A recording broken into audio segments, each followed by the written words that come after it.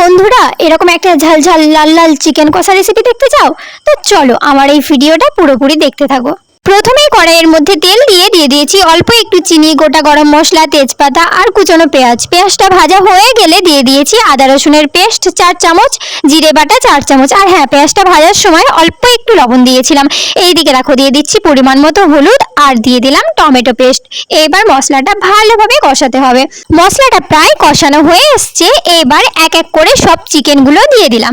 চিকেনটা দিয়ে একটু ভালোভাবে নাড়াচাড়া করে দিয়ে দিচ্ছি 1 চামচ কাশ্মীরি লঙ্কার গুঁড়ো, 1 চামচ ঝাল লঙ্কার গুঁড়ো আর দিয়ে দিলাম পরিমাণ মতো নুন।